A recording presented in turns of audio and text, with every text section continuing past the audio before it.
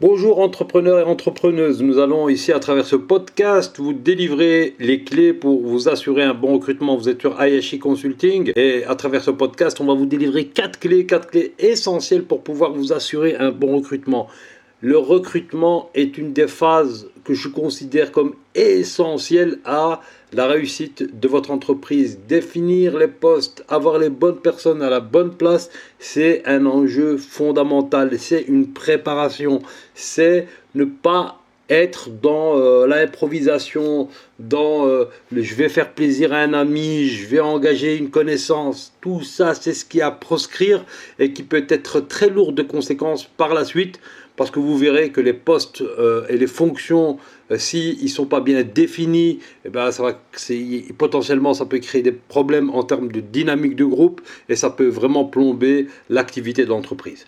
Donc ici, on va vous définir 4 clés qui sont des clés, ma foi, traditionnelles, mais sur lesquelles il faut impérativement s'arrêter chaque fois. La première clé, c'est de pouvoir définir le profil. Donc avant de commencer le recrutement, il est crucial de bien comprendre le poste à pourvoir. Quelles sont les compétences, l'expérience et les qualités requises. Juste pas les compétences techniques, mais aussi les compétences comportementales.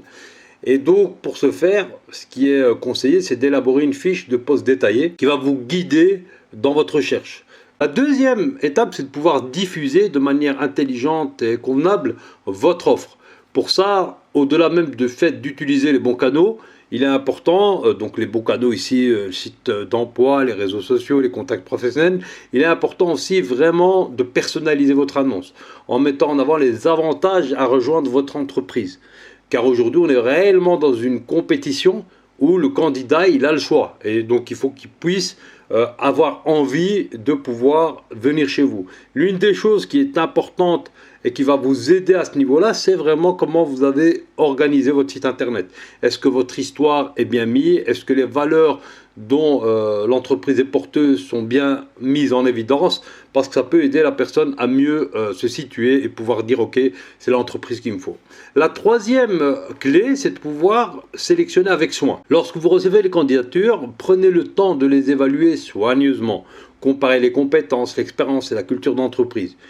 N'hésitez pas à utiliser les entretiens téléphoniques ou vidéo pour affiner votre sélection. La clé numéro 4, et pour moi qui est la clé la plus importante, c'est de pouvoir créer l'entretien et préparer l'entretien en face à face. C'est une phase cruciale, il faut savoir poser les bonnes questions, il faut pouvoir donc pour cela bien préparer votre guide d'entretien. Donc c'est hyper important de bien préparer l'entretien.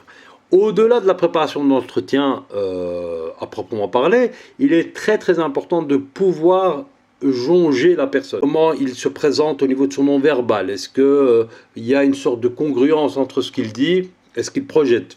Donc vraiment, il faut être attentif aux signaux non verbaux, à la compatibilité aussi culturelle. Ok? Donc, pour conclure, en résumé, donc, les étapes qu'on a définies, c'est de bien définir donc, le profil, de bien diffuser l'offre, de sélectionner avec soi les candidatures et de mener les entretiens de manière approfondie.